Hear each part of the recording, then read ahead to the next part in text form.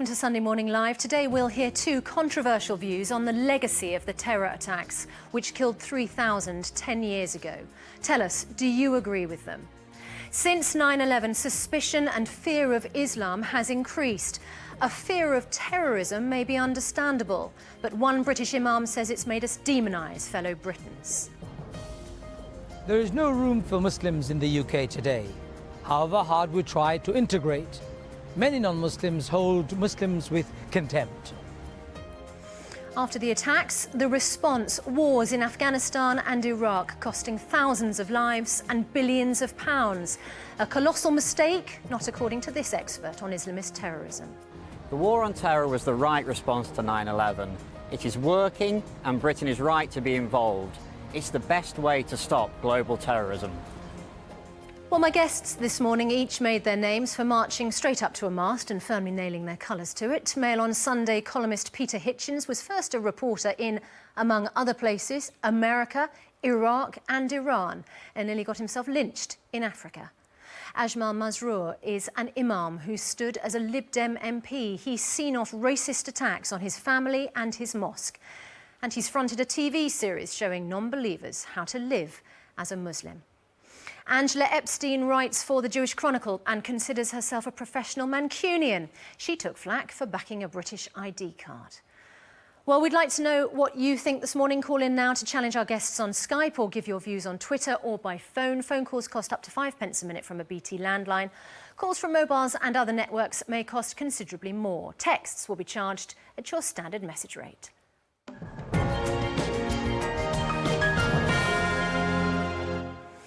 A British Muslim was convicted on Friday of plotting to kill British soldiers. A sign Muslims just don't buy into the British part of being a Muslim? Ajmal Masroor doesn't see it that way at all.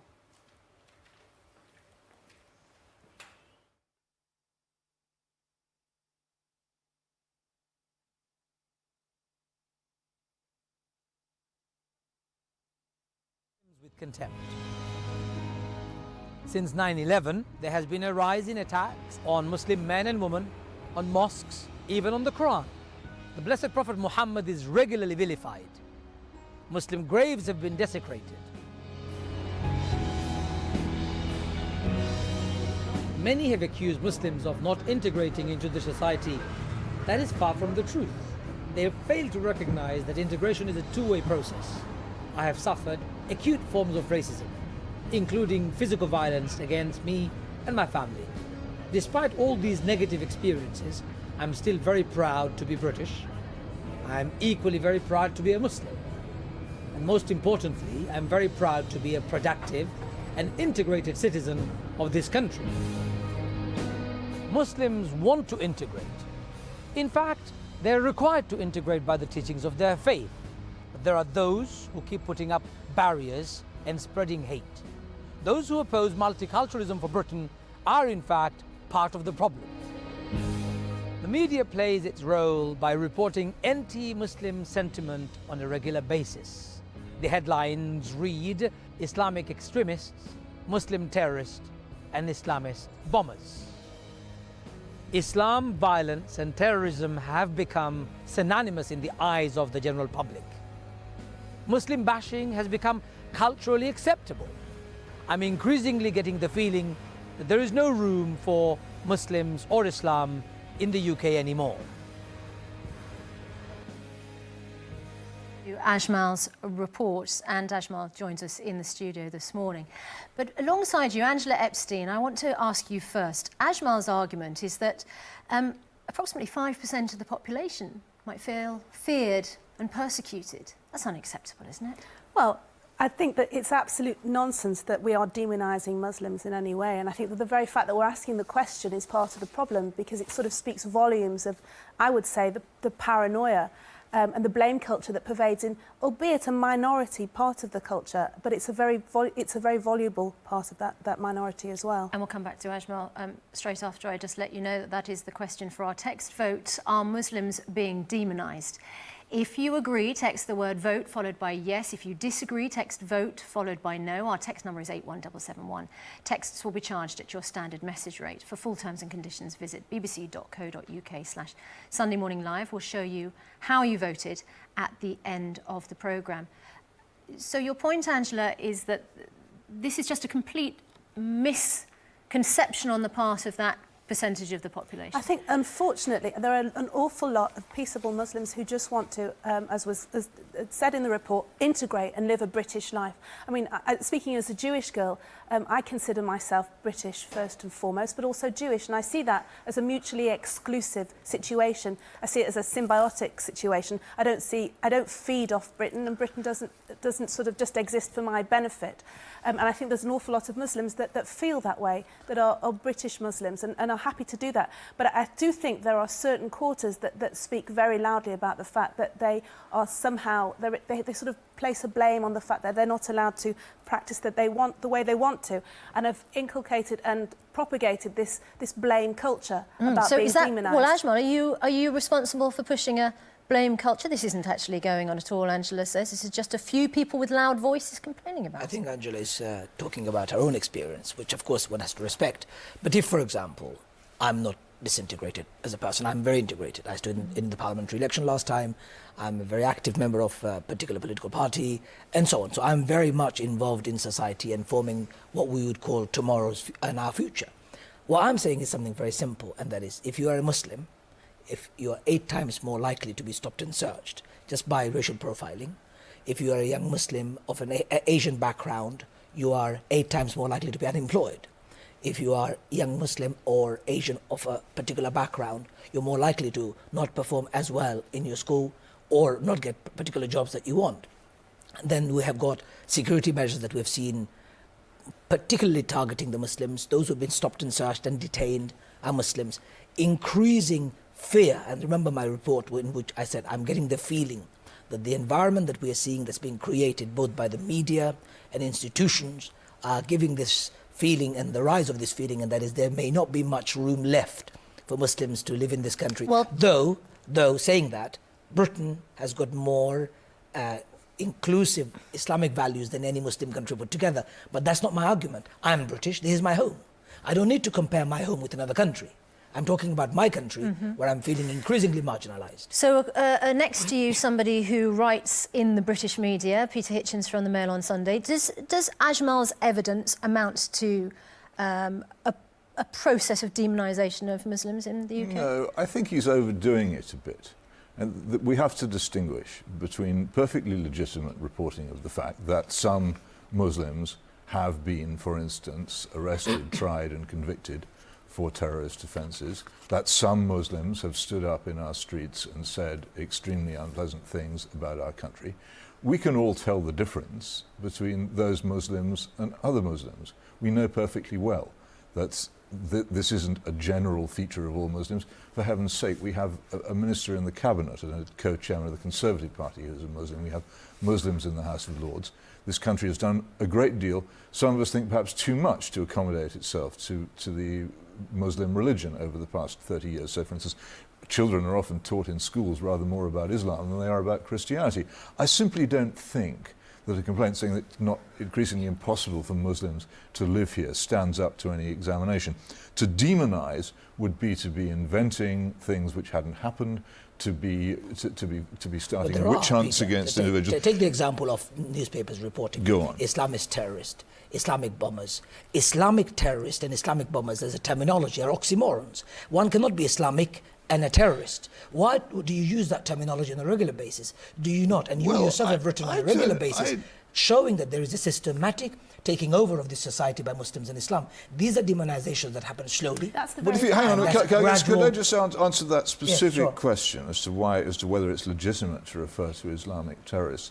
You will find, for instance, in the writings of people like Osama bin Laden and other people who have been engaged in Islamic terrorism, a complete linking of their faith with the actions that they're undertaking. They believe that their actions are justified by their faith. Now, you may disagree. So is David Koresh in Texas, in indeed, America. Do we call American Christian far-right Christian terrorists? We don't. So there's an inconsistency in the language that you use. If anybody had done in the name of Christianity what Osama bin Laden did in the name of Islam, we'd be entitled to do so. The whole crusade was led by let's not get priests in the name of Christianity. The crusades stopped a long time I know, but ago. don't We forget are talking about now. But don't forget, these are the history. Stick to what you're actually talking about. You're saying now these things are going on. This is a difficult thing for people to disentangle. That 19 men, between them, get on planes and fly them and kill 3,000 people as an act of terrorism and say that it is linked with Islam. And it is hard then for people, some people, to disentangle the name of Islam from terrorism. We know from a poll 50% associate Islam with terrorism. Now, how intellectually can you help people disentangle those Very things? simple. Look at your neighbours. Look at the vast majority of people living in this country or the world at large. There are 3 million, according to your report, over 1 billion Muslims living across the globe. 99.99% of them are just like you and me, normal human being, getting on with life, doing this, that and the other. They're the ones who are the measure, the yardstick. The minority, we all have rotten apples in our society. We cannot measure the whole society by the examples or behavior of 1 or 2 rotten apples. What's happened is, because 1 or 2 individuals or a group of individuals, small in number, have taken this, hijacked the message of Islam, now we are brushing whole of Islam by it, even in our reporting. Unless we make the distinction. We are making the distinction. So, for example, the distinction is constantly made. If people's actions are reported, and what you're complaining about is when, for instance, people are arrested, tried, convicted for terrorist offences, then that's because they've been arrested, tried. How about those who have not been arrested, tried, and convicted for terrorist offences? No, they haven't been arrested, tried, and convicted for being Muslims. No, but they've been arrested, tried, and convicted for doing something wrong. We distinguish. We're a society of laws. We don't arrest people for their religion. No, and I think part of the hostility that has been fabricated is because, I think, as Peter said, there's almost been an over-accommodation of Muslim values in this country. What is over-accommodation? Because give me this an is, well, OK, I will give you an example, but first, to just complete my point, this is a Christian country. We have Anglo-Saxon values. That's not true. With this is respect, a multicultural if you just society. let me finish for a second. This is a Christian country. It has Anglo-Saxon values. If you join the team, you wear the shirt. If I want to play for Manchester United, I don't think, well, I don't suit the colour red. I'm not being sort of facetious here. I'm going to wear a blue shirt. I don't expect, as a Jewish girl, for all the shops to close on Saturday just because I observe the Sabbath. But frequently, in newspapers, but newspapers by and large reflect what's going on there, we'll talk about a necessity for halal meat to be served somewhere. I don't expect KFC to serve kosher meat. If it doesn't serve kosher meat, I'll go to a kosher butcher. There isn't this voluble complaint about not having values from a particular ethnic community made so loudly amongst other quarters as it is amongst the Muslim community. Take the example of KFC. Did you know KFC's decision to go halal wasn't because Muslims lobbied them? It was because for them it was a fantastic economic decision where they would make more money out of it. So please, let's not convolute this discussion. And you make an interesting point here, which could I just elaborate on this? Because it is often the actions, not of Muslims, but of people in this country seeking, actually in many cases wrongly, to appease a Muslim demand that isn't there. So, for instance, you get Christmas being abandoned and referred to as the holidays because some people imagine it's going to offend Muslims. And Muslims you know, and I know that that's rubbish. But we do this as a society. It's a sad story that Christianity or Christmas is not being celebrated. But that's multiculturalism, which you say you're in favour of. In multiculturalism, we celebrate each other's goodness. Stupid. We create a cohesive society. We do not demonize one another. We accept each other's values. We create a common one. What you're suggesting is create a monoculture, assimilate everyone into one melting pot, and you have no individual values. That is not how society works in every part of the world. I want to go back to a phrase that I think you raised, Peter, fabricated hostility. Dr. Angela. Angela, apologies, I don't want me to misattribute that phrase. Angela raised it, fabricated hostility. Dr. Bob Lambert joins us on the line, former head of the Metropolitan Police Counter-Terrorism Unit. And in your work, Dr. Lambert, you have visited more than 100 groups.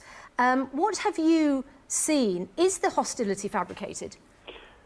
No, it's not. I've actually visited over 100 mosques, Islamic institutions, Muslim organisations that have actually suffered hate crimes, anti-Muslim hate crimes since 9/11. That's to say, attacks that range from arson attacks, firebombing attacks, all the way through to broken windows. And most of that's within London, which is where over half of UK Muslims live, but it's also around the country as well. So there's nothing fabricated, I think, in the analysis that Ajmal is offering. I mean, to me, because of the work I've done, both as a police officer and more recently as an academic researcher, it's actually quite a familiar account. Having said that, I think, you know, when one's dealing with acts of violence, we should always keep it in perspective. I'm always very encouraged in London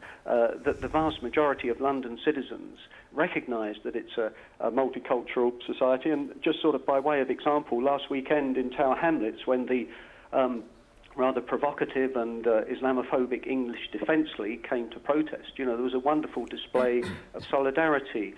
Jewish leaders, Christian leaders, Muslim leaders working together in Tower Hamlets to combat this kind of hatred, which is wholly unnecessary, I think.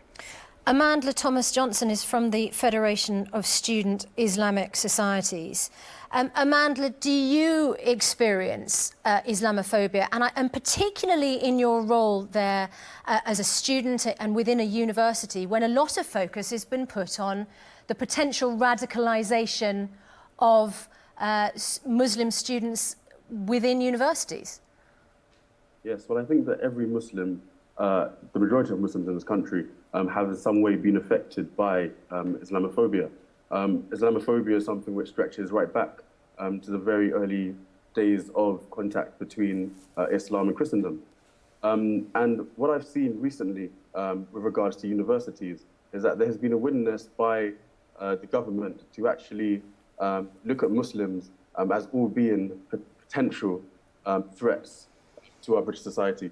We've now seen legislation passed where lecturers have been asked to actually inform and spy on their students, which is something which is absurd, given that Muslim students are making strides to actually integrate, to actually contribute to university campuses and to their local environment as well. We now see, for example, NUS have a vice president who is Muslim. We see Muslims having Islamic awareness weeks to actually tell their fellow students about Islam and to clear any misconception. Amandla, thank you. Just before your sound breaks up, I mean, Angela, there's the evidence of the hostility. I'm a former terrorism expert at the police and a student currently working. That's not to say that hostile activity doesn't take place, but I think when we talk about appeasement, you have to think about what's the root of appeasement. The root of appeasement is fear. We're using the word phobia. We're talking about this, it's almost becoming a self-fulfilling prophecy. Amanda, it's precisely the new form of anti-Semitism. And for you to deny that is for you to deny the same thing that's happening to, or happened to Jewish community in Europe for years. No, but and this is a slow route down that particular disgraceful episode in history. Yeah, absolutely, absolutely. But if you look at a parallel, that's how it began. Okay. But if for once you'd let me finish, looking at the two as a parallel, anti-Semitism is on the rise in this country. There are a terrific number of anti-Semitic attacks in Britain compared to the rest of Europe. In Manchester, where I live, there are more anti-Semitic attacks per capita than anywhere else in the country. Which is horrible. It's horrible. Any kind of racism is unacceptable. One second, hold yourself.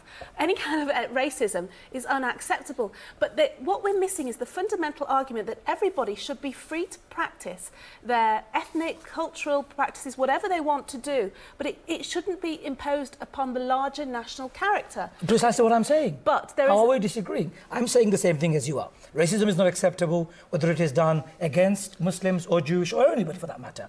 What we are seeing is institutional, slow, drip effect of Islamophobia that is causing a serious problem within the Muslim community as well as the greater community. Can we pause a moment to examine this claim a little bit more carefully? There are a lot of people in this country who are subject to all kinds of horrible violence, not by any means all of it racially motivated, and in fact our criminal justice system and our forces of law and order are really rather feeble at protecting people from this kind of thing. And one thinks of all kinds of cases recently, the Gary Newlove case and various others, where people have called for the authorities to help them and they don't. This is in all cases wrong and should be addressed. It isn't necessarily it's not just bad because it happens to Muslims, it's bad because it happens as a whole. These things are crime. Right. These things are crimes. They should be prevented and they should be prosecuted. We all agree on that. The question here we're talking about is what kind of society we are. I object very much to the term Islamophobia being used, as if to have any doubts whatsoever about the philosophy and precepts of Islam was some kind of mental disorder. I would not want this country to be a Muslim country because I would not want it to be subject to Sharia law. I don't like the Muslim attitude towards women. I don't like generally the consequences of Islam in politics. I have disagreements with Islam, which are fundamentally Christian disagreements with Islam. So let me ask you a question. Well, hang on a minute, because Well, I know you've had your polemic and Go for your polemic now. Interventions. Let me just make a point as to why this should remain a Christian country. Our laws, customs, traditions, language, music, architecture, diet, everything you care to name, these are all based upon Christianity. If Muslims want to live here, I'm very happy for them to do so. I regard them as allies, actually, in the battle against the awful moral decline that we face. But they have to accept that it is fundamentally a Christian country and integrate into it as such. Peter, you need to live the 21st century where we are today. Well, that's exactly where I do. Why does it have to change? Let me give you an Why example. does it have to change? Let me give you an example. The food of Britain today, the most eaten food, I'm afraid, is influenced by Bangladeshis, called curry and rice. So please get your facts right. It's not influenced by Christianity. I want to talk it's to you... It's easier said than done, you see. You eat curry more often probably than anyone else does. I'd like to talk to a diplomatic representative, or a former one anyway. Alp Mehmet was Britain's first Muslim ambassador overseas and is now at Migration Watch. Good morning to you, Alp. This idea has been raised that there is something separate about the Muslim community, calls for separate forms of justice, clothing, halal food. Do you see that as a separateness which is a part of the problem? There is a separateness, and I think if we're talking about integration in the future, what we should be looking to is the extent to which people speak the language, have an understanding of the culture, they understand the country that they are actually joining, and frankly show a greater determination to integrate than some have anyway. But there are 3 million or thereabouts Muslims in this country, growing at 10 times the rate of the rest of the population. So it's oversimplifying it, I think, to say that because they're not loved, which is I don't think is true. Most people don't even think about it. Frankly, they are here, and I think it's up to those who are already here to make a greater effort. You can't shove a square peg into a round hole without reshaping the peg a little. That's where the emphasis should lie, not the other way around. We have a caller to the programme whose name is Hassan, Hassan Imam from Sunbury-on-Thames. Hassan, what is your view? Well, I do believe that I'd say that Islam is being demonised, but I'll say it's not the fault of the host British community who might have a sense of fear. And I think the reason why they would have a sense of fear is the extremists are given a lot of time by the media. They're being covered by the media unduly. And I think it's the majority of the British people like us who are not getting the media coverage. And I think we should shout louder, for sure. We should get our voice across. And I think the media could actually have a bit more responsibility in not covering these extremists, which they have been doing. Now, having said that, although I do believe that Islam is being demonized, as a Muslim, I'd still feel safe to be in Britain than I would in America at the time of the attacks. I think also we get rather befuddled by the whole numbers game. So there are an increasing number of Muslims in this country. So more people are eating a certain form of dietary cuisine than something else. So what? I don't really see how that's relevant. The fact is, as Peter said before, this was a country built on certain Christian values, Anglo-Saxon values, call them what you will. It's not a majority rule in that respect. If we celebrate Christmas here, and I'm quite happy as somebody who doesn't to observe and embrace the atmosphere of Christmas, Does that mean because more and more people are coming to this country who historically or culturally are not people who celebrate Christmas, we should suddenly stop? Nobody's suggesting we should stop. But for you to suggest that Muslims are, as Angela, somehow... But you didn't let me finish. Nobody's suggesting that we should stop Christmas. What we're saying is, let's celebrate Christmas, let's celebrate Jewish celebrations, but there is nothing wrong in recognising that Britain has changed fundamentally. It's multicultural, multi-faith, in which all religion and all celebrations should be welcomed. This is equally. exactly the point. If you have a Christian society and It is a secular society. And suddenly, under equality and diversity rules, Christianity is treated as equal with all other religions, then it ceases to be a Christian society. And a multicultural society can't coexist with a Christian society. Yeah, and that's the point you have to understand. That argument is about creating a monoculture based on Christianity. Keeping and a only a Christian monoculture, cake, which we you can't already have it. Well, Well, that's not the 21st century of Britain in which we live. Why not? Why shouldn't it? It is very different. It is multicultural. There are Muslims, Sikhs, Jews, Hindus, people of faith and no faith. This is the beauty of our country. Don't make it I want to ask you a one question, monoculture. because Angela raised this point. The Muslim population has increased. Yes, correct. But your argument is that there is no place for Muslims in the My UK. argument is very simple. Increasingly, the culture, the reporting, the institutional barriers, the arrests that we see, the detention without trial that we see, the whole culture is such that it doesn't creates the that increase feeling. of the population show that that's not what people in the community feel? Oh, they do, because I go up and down the country and I speak to but people. that's paranoia. I call people to integrate. It's I call paranoia. people to come and be involved in politics. It's And what shocking you're it's doing paranoid. is you are creating that environment for them to say, you know what, Ajmal, no matter how much you talk about integration, you've got two people on your right and left who are saying, no matter what you do, you're never going to be accepted in this country. Ajmal, like to speak to- people have come to this country. I haven't come to this country. This is my home. I didn't say you have. I said people have. People have come to this country over many, many centuries because they like the way we govern it. If you come to a place because you like the way it's run, it seems rather odd then to seek to change it. Peter, am I part of this? Am I part of this we? Ajmal, You saying ruling. I want to talk to someone who is an immigrant to the UK. Ruth Dudley Edwards is an author. I wonder, Ruth, whether you feel there is a special intolerance that is reserved for Muslims that does not apply to other immigrants. I think there is a wariness about Muslims precisely because it is from their part of the community that are coming the people who blow us up. Now, I was in London as an immigrant during the time when the IRA were blowing up British people. And there were a lot of whinging, angry Irish, very much like Ajmal, demanding that the Irish not be singled out, complaining about whatever they called racial profiling in those days. The whole thing was absolutely absurd. It was the Irish who were blowing up the Brits. It was therefore perfectly reasonable that they were getting special attention from the security forces. It is perfectly reasonable that Muslims are getting special attention from the security forces. I'm glad they are. But the point I'd really like to make here, and I'm with Angela on this, it is the job of the immigrants to adapt to the host community. And more than that, it is the job of the Muslims now, as it was the job of the Irish, to stand up tall and say, we will have no part of this that is being done in our name. We reject it, we condemn it. And Muslims are not doing that enough. And we First do time I that got all the involved time. in Irish politics Well, in Britain was precisely because I felt it was important that people like me stood up and Ruth, thank condemned you. what was being done. Rabbi Mark Weiner is an American rabbi, spends a lot of time in Britain, chairman of the International Interfaith Task Force. Would you object to a constant labelling and referencing of individuals as Jews in the same way that there is a sort of constant focus on Muslims and their faith?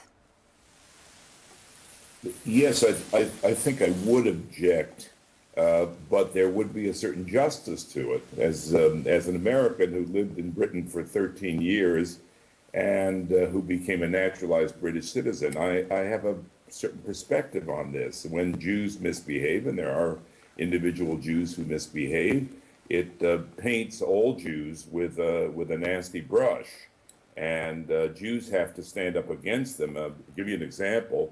When Baruch Goldstein, the Israeli a Jew of American origin, shot up the cave of the Machpelah, we had in my synagogue in London, at the West London Synagogue, a rally of Jews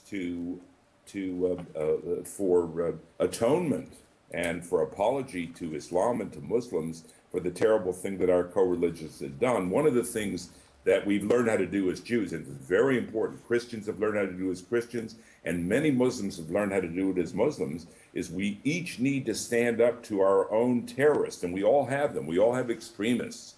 There's a certain percentage of every society, of every group, which is authoritarian, which is nastily bigoted, and each group has to stand up, and of course the total society has to stand up against them. Dr. Chris Allen, is it okay? Rabbi, thank you. Just want to squeeze in Dr. Chris Allen, who is a research fellow at the Institute of Applied Social Studies. The criticism is laid at Islam by some for the extremists, and then we've heard the criticism of those with Islam who don't stand up to the extremists. How do Muslims deal with that? Well, I think one of the interesting things is that just this weekend, 57 British Muslim organisations have actually signed up to a statement distancing themselves from the 9/11 attacks and saying that, you know, they have no truck whatsoever with the extremists, with the terrorists that do things in the name of Islam. The British Muslim organisations have been doing this for well over a decade now. Even before 9/11, they were distancing themselves from things that were going on around the world that had very little to do with them whatsoever. And I think that, you know, so I think that there is that question, how much more do British Muslims need to do? I also think there's an interesting thing that the rabbi said in terms of sort of standing up against our own extremists. And it's a very interesting question to ask is, do we, as white British people, stand up against groups such as the British National Party and the English Defence League, who I would describe as being extremists, who are putting forward a message that Muslims don't want to integrate into this country, that they're trying to Islamify Britain. And I think that, you know, some of the arguments that have come out this morning in terms of what's been said actually feed into the rhetoric of the EDL. And so people in society that are just sitting there and listening to these messages actually begin to see some sense, or they think that the EDL are making sense. And this feeds into this climate. And, you know, it's kind of a vicious cycle. And how do you tackle that? Well, one of the things is to actually stop demonising Muslims and stop asking questions and stop asking unrealistic demands upon them. I mean, some of the things we've asked this morning, you said it right at the very start, 3 million good British citizens, you know, how many of those actually have been involved in terrorism? A very small minority. Is it right that we keep putting this emphasis on the whole of the Muslim communities in this country to actually take some responsibility for that, which is absolutely untenable? And a good analogy of this is that earlier in the debate there was a suggestion that 19 Muslims who undertook the 9/11 attacks were some way representative of 1 billion Muslims around the world. Well, if we make the same a judgment in terms of that, well, Anders Breivik and his actions that he took part in Norway a few months ago would actually suggest then that all Norwegians are actually far-right extremists. And of course, we don't make that leap of faith. So it's questionable as to why we do that with Muslims. I don't think anybody said those 19 were representative. I don't think anybody thinks it either. No, there's no undertone. Nothing of the kind was. Then all other Muslims would need to actually distance themselves from that. But that is the distinction. We haven't asked that of the Norwegian population, so I don't see why we ask it of Muslims. We have a moral responsibility. If we belong to a so-called cultural group in this country, whatever it is and whatever you want to be, as long as you integrate nicely as well, you have a certain moral responsibility to be a flag bearer of that. Before we lose you. Very simple, really. For Muslims, I, for example, after 7/7 bombing in London, organised Standing Together Against Intolerance when I was the Vice Chairman of London Civic Forum, we've been doing it until we are blue in our faces. The problem is, my guests and friends here, no matter what I do, they have something else, and that is they don't want multiculturalism. They don't want a society where all religions, all faiths and cultures are respected, and that's the problem. And she said, just a final word. Of course we want them all respected, but this is a Christian society, and it should remain as such. It's simply not true. That's our text poll today. Are Muslims being demonised? If you agree, then text the word vote followed by yes. If you disagree, text vote followed by no. Our text number is 81771. Text will be charged at your standard message rate, and you have around 20 minutes before the poll closes.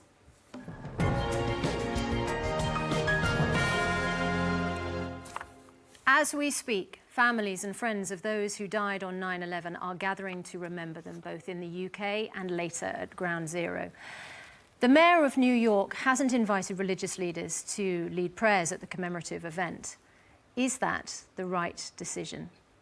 Now, you three all have made it clear you are people of faith. The fact that there are not going to be faith leaders at Ground Zero today, Peter, how does that strike you? It strikes me as very strange indeed and regrettable, because apart from anything else, the question which religion seeks to answer is the question which confronts us all of death, and what its significance is, and whether there is anything after it, and whether someone's life simply ends at death. And it seems to me, in the commemoration of someone's life, that the ability to at least offer some hope that their life has some eternal significance is very important, not just for those who've lost them, but for a society as a whole and its understanding of what sort of people we are. I think it's a regrettable retreat from, in the case of New York, it's a regrettable retreat from what has always seemed to me to be a very religious society in the United States. Ajmal, the explanation is that they want to focus on the victims and their families. Do they not want to focus on religion at this moment? Strangely, I think it's a good thing, keeping religious leaders out of a private ceremony where people are coming to commemorate the loved ones that they've lost. For you to reach God, or be spiritual about it, or reflect on the eternity, you don't need a cleric. You have direct access to God. You can do it yourself. So I think it's a good thing. And ceremoniously bringing some of those leaders would only be a decorative impact. It will not do much for me anyway. If somebody dies in my family, I want a private ceremony. I want something private. Especially years on, I want to remember them by myself. So I say I'm with them, the families, and I don't want to politicize, bring camera, nothing like that. It's just me saying goodbye, remembering people, praying for them. And that's what I think they're doing. And I think it's a good thing.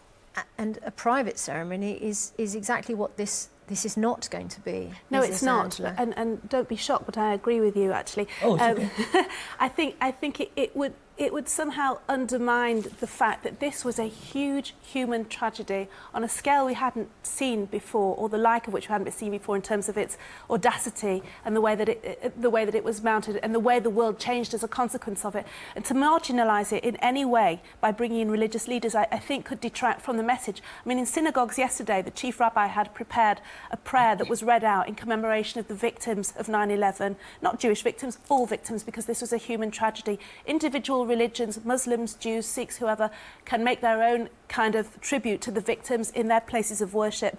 But this was on the grand tapestry of human tragedy. This was something that was all-inclusive, and I think would have been too limiting. We're going to be discussing... Sorry, Ajmal. In my mosque, I prayed for everybody, including people in Libya, in Syria, those who have died in the tragedy, and of course 9/11, 7/7, as well as those who have lost their lives in Norway. So it's a cross-faith, just like Angela has said, and we should keep it private. We're going to be discussing the consequences of 9/11 for the war on terror in just a moment. I'd just like to remind you that you've been voting in our text poll this morning. We asked, are Muslims being demonised? The poll is closing now, so please do not text, as your vote won't count, but you could still be charged. And we'll bring you the result at the end of the programme.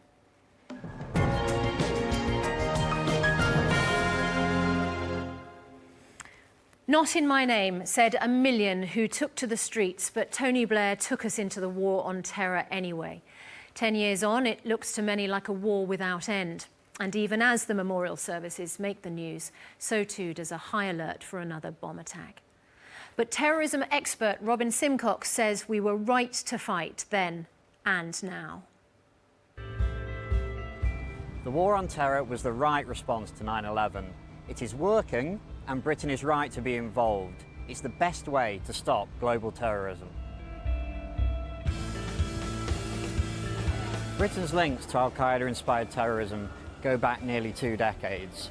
Throughout the 1990s, hundreds of Brits, fired up by radical ideology, fought in the likes of Kashmir, Chechnya, Bosnia and Afghanistan. Yet this growing problem was essentially ignored by the British political class. Then, on September 11th, Al-Qaeda massacred 3,000 innocent civilians in a matter of minutes, a clear declaration of war. A robust Western response was required, not just launching missiles from thousands of feet and hoping for the best as we had done previously, but actually dismantling terrorist networks.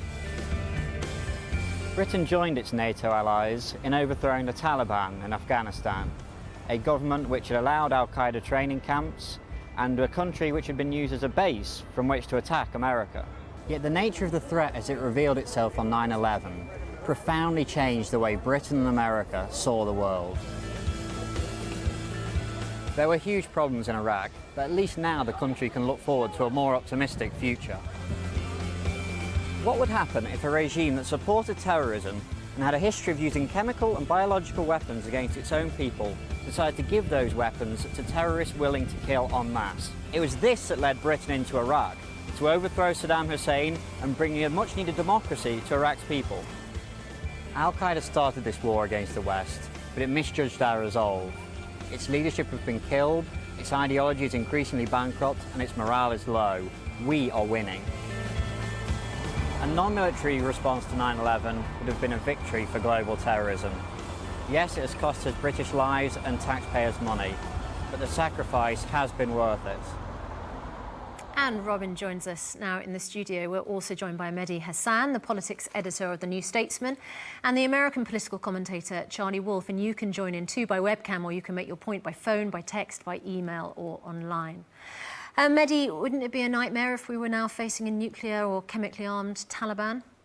Of course it would be a nightmare, but Susanna, let's not forget, it's our misconceived and counterproductive war on terror which has actually heightened the threat from the Taliban, which has exacerbated the threat from Al-Qaeda, which has acted as a recruiting sergeant. Iraq, as pretty much every terrorism expert now agrees, was a recruiting sergeant for our enemies. We have created, over the last 10 years, far more terrorists than we have killed or captured. And the war on terror has just given us more war and more terror. If there wasn't a war on terror, what was the right response to planes going into towers and killing 3,000 people? Well, the first point is that the war on terror, you have to understand why it was the wrong response, because you don't declare war on terrorism on an abstract noun, on a method, on a tactic, and you don't give our enemies what they crave. War on terrorists, then? Well, war on terrorists, even then, you gave, what Bush and Blair did was they gave our enemies, criminals, murderers, terrorists, they gave them what they craved most, the status of holy warriors. They're not warriors. They were criminals, and they should have been treated like criminals. And that has historically been the most successful way of dealing with terrorists. Charlie, we gifted Osama bin Laden with the war that he was after. No, what we did was, if you look back on history, it didn't start with 9/11, and we had treated them as criminals prior to that. And one of the things that bin Laden thought was America was a paper tiger, and he spoke movingly about the strong horse and the weak horse. He wanted a battle, and we did respond. And I don't think it necessarily created terrorists, but it did bring jihadists and terrorists, I'll fast forward a little bit to Iraq, it did bring them there where we killed them. And I think that was the right thing to do. We had to respond, and I think the proof of the pudding is in the eating. It didn't just bring them to Iraq, Charlie. It brought them to London. It brought them to all sorts of places around the world. This idea that the Bush idea that they'll all go to Iraq, we'll fight them there. Well, right now in America, we're told there's a terror alert, as Susanna mentioned. There are 3 Al-Qaeda operatives allegedly running around the streets of America. So much for billions of dollars on body scanners and liquid bans and invading Iraq. The body scanners and all of that are working. The reason we know about them now is we have a more robust intelligence service, a more robust home security. One of the things the Patriot Act did was at least allow the CIA to talk to the FBI. So we now have a knowledge of these threats so we can fight them. We're aware of them. Robin, you defend the war on terror. I think it's the right thing to do. Mehdi's already mentioned, former head of MI5 said became a recruiting sergeant for terrorists, particularly the invasion of Iraq. Michael Schur, the ex-CIA member who was tasked with finding Osama bin Laden, said, "We moved Al-Qaeda on from being a man and a group to being a philosophy and a movement." Did the war on terror create a war on terror? I don't think so. First of all, I think you have to separate Afghanistan and Iraq. Afghanistan, there was no real credible alternative to getting involved, dismantling the terrorist training camps that were based in Afghanistan. Al-Qaeda weren't going to do this if we asked nicely. It had to be a military response. We had to go in there. Is Afghanistan a safer place as a result? Well, it certainly has less Al-Qaeda training camps. There was none of the elite training camps that were used to far more violence plan now, Robin, 9/11. Well, it's a country that's being attacked by suicide bombers who are trying to hold back the forces of democracy, the things that people voted for in the Afghan elections. we displaced terrorists from Afghanistan to elsewhere. That's why we're now bombing Yemen, Somalia, Pakistan with drone attacks. The idea that you can go around and bomb terrorism out of existence is simply absurd. You don't defeat an ideology with bombs and bullets. But there is more to the argument than that. As Bush even said at the time, well, first off, he said it was going to take a long time, 10 to 20 years. And he did say, he talked about a freedom agenda, bringing freedom to countries where hopefully they would not be repressed. Freedom? Well, they're on their way. They have a chance now. Our war on terror has reduced freedom in the world. It gave us torture, waterboardings, targeted killings, indefinite detention, Bagram, Guantanamo, Belmarsh, Abu Ghraib. Where was the freedom? That's quite amazing. Even David Cameron admitted on Friday we've lost our moral high ground. To Iraq, which if we go from the base and say that Iraq was partially radicalised certain sections, which I think is true, what then is the alternative? If you assess in 2003 that your best strategy from a foreign policy and national security point of view is to invade Iraq, take care of Saddam Hussein, do you then not act because there's the fear that it may partially radicalise a minority of a minority? That's essentially having your foreign policy being held to hostage by domestic opinion, which you can't do. This is the reason we elect leaders to take these kind of decisions. They're not beholden in this way to have to make every decision absolutely popular with every section of the world. How did the invasion of Iraq further the purposes of the war on terror? Well, the invasion of Iraq was taken from the view that Saddam Hussein had chemical and biological weapons and the fear that he would then pass them on to groups such as Al-Qaeda. The threat perception had entirely shifted, and regimes that were seen as maybe containable and acceptable before, all of a sudden were not. Well, Major General Tim Cross is former UK head of reconstruction in Iraq. What effect did that war on terror have on the ground in Iraq? Good morning. If I may, I'd just like to make a couple of sort of introductory comments. I think we do need to see this within the context of what happened since the end of the Cold War, Iraq in 1990, the Balkans, Rwanda, and the sort of ongoing terrorist attacks around the world throughout those years. And in that time, I was involved in a number of those conflicts, from Northern Ireland as bomb disposal operator to Iraq in the first Gulf War and so forth. And what I began to realize is that whether it's Catholics and Protestants, whether it's Serbs, Croats, or Sunni and Shia Muslims, what we've got is a load of people essentially involved in engaging about power and greed. There are no sort of blanket goodies and baddies in this business. And terrorism and the use of terror has been a constant throughout. So for me, I think declaring a war on terror was rather like declaring a war on sin or evil or greed. It's a fine objective, but it was always a naive belief that we could raise a victory flag and see it defeated. And including... Now, set in that context, did Iraq achieve anything? Is Afghanistan achieving anything? Inevitably, the answer is in some respects yes, and in other respects no. It's a fact that we have got rid of some pretty brutal regimes and some pretty brutal people. And I, for one, sense that what's happening across the Middle East and in the Arab world is at least partially as a result of that. But have we defeated terrorism? Has it gone away? No, it hasn't. Well, let's speak to somebody else who has been directly affected or seen the effects directly. Zargona Rassos from the British Afghan Women's Society. Do you think that Afghanistan is a safer place to be as a result of the war on terror? Good morning. Yes, first of all, I should say that no doubt that 9/11 was a very sad day because of what happened in New York. But after the Soviet troops left Afghanistan, Afghanistan was abandoned by the international community and hijacked in the end of foreign groups who were in Afghanistan. So as millions of Afghan women and women globally, I do understand and say that, especially for women, it was a good thing because they could do basic things. Like, for example, they could go to school, they could go back to work, or they could literally come out of their homes that they were imprisoned during the Taliban. So where are we 10 years after or now? Yes, again, no one can say that no progress has been made in Afghanistan. And the billions of pounds that were spent in Afghanistan and as aid from the international community. Okay. Fortunately, not all of it was corrupted. And since 2004 and 5, I've been traveling to Afghanistan constantly, and we could say that roads were built and schools and you have hospitals seen progress. Robin Hollington, you were in the military. Your son was the 300th soldier killed in the Afghan war. As you listen to Zargona explain the progress that has been made, particularly for women, does it make you think that it was a war, it is a war, that is worth fighting? I think the initial response to 9/11 was right. However, the phrase "war on terror" is clearly not a good phrase to use. So the initial response, great. We then have a bit of a vacuum where the diversion of Iraq took place, and all the progress that should have been being made in Afghanistan to stabilise Afghanistan, build on the progress that was being made, was lost whilst the war in Iraq diverted attention.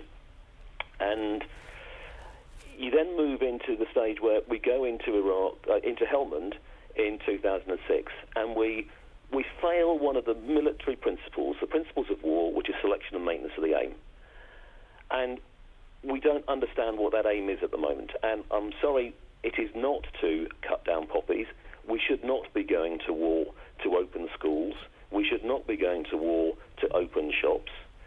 And whilst those are symptoms of success, it is not success in its own right. And I'm not sure that we can actually define what success is at this moment in time. Mehdi, you wanted to... I just wanted to comment on this idea that the wars in Afghanistan and Iraq are linked to protecting us from terrorism, arguments that Robin and Charlie have made. We were in Afghanistan and in Iraq fighting, combating these jihadists when we were attacked at home in London on 7/7. The idea that being over there protected us here was shown to be a lie on July the 7th, 2005. And the bombers stated in their videos that one of the reasons they attacked us is because we are over there attacking countries. But again, that goes back to Robin's argument. You can't let your foreign policy be dictated by... It's not about dictating, it's about understanding why these people are turning to violence. But also, occupation is linked to terrorism. Every study shows that, Charlie. You had, which was inimical to here, homegrown terrorism, which has to be addressed. And I don't think it has anything to do necessarily with British foreign policy. That was just an excuse. That was what they used to validate it. I think that your last guest on the video link, yes, I think there are arguments about tactics and strategy, whether you nation build or not. I have friends that say, yeah, we should have gone over there, bombed them and left, and once it cropped up again, bombed them again. But in answer very quickly to this argument about Iraq being a diversion, it wasn't to Osama bin Laden. If you look at his writings, that was the central front. It was about it going back to Kuwait and American troops' presence in Saudi Arabia.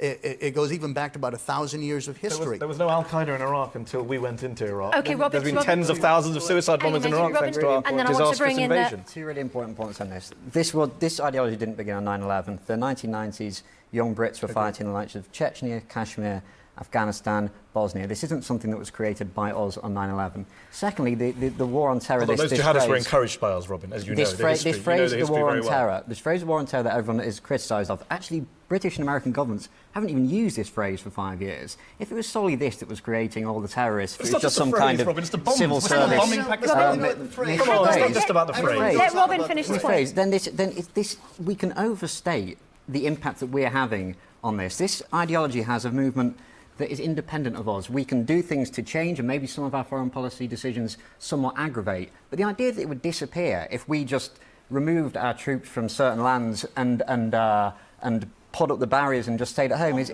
bizarre. No, OK, well, let me ask Professor Paul Rogers that, because he's Professor of Peace Studies at Bradford University. Would the war on terror end if we just withdrew?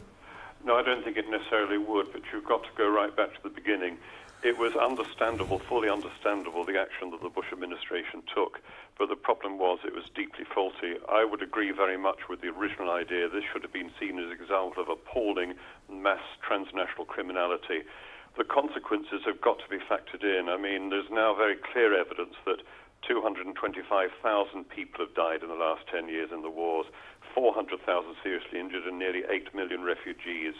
It's turned out so catastrophically different to what was expected that I think the argument that is now being put that it should have been treated as criminality, as indeed was put in the Reith lecture last week by Dame Eliza Manningham Buller, the former head of MI5, that now has to be taken much more seriously. There's no way we can extricate ourselves easily from the predicament we're in, but I think we have to recognize that, however understandable, the way this was set up as a war against terror, basically elevating this very nasty group into something much greater than it was actually very counterproductive. I'm sorry, I have to disagree. First off, let's just tackle this, because I've seen this discussed for a week about this words war on terror. I don't know how fast they came up with the term. I don't think they had quite enough time to research it and focus group it. But here it is 10 years later. Though governments aren't using it, we're all still using still it. at war, Charlie. That's the point. Don't hide behind the term. But the term Obama is still sending drones to kill people in Pakistan on a bigger level than Bush, which creates terrorists. The term as a shorthand has worked. I don't think we'll be talking about big society in 10 years. Charlie, if my family were blown up by a US drone strike and sitting in a village in Pakistan, I might want to take up weapons against America. Don't pretend there's no link between... But wait a minute. People don't wake up in the morning as terrorists, okay? Here's an important thing. Here's an important thing. Why is it, if all of the stuff Bush did was wrong, we now have a democratic liberal president? Wait a minute. Here's a democratic liberal president who said Guantanamo is a stain on the nation, and has kept it open. Anti-war, and has kept it open. Why? Okay. Why? Because it's a political and it's a reality and it's a necessity. And it's not keeping us safe, Charles. Although you want to continue that discussion, I have to leave it with that question hanging in the air, because the text poll vote is in. We asked at the beginning of the programme, are Muslims being demonised? And here's what she told us. 28% of those who texted in agreed that Muslims are being demonised in the UK today, whereas 72% said no, they are not. Mehdi, you're a Muslim. Do you feel demonised?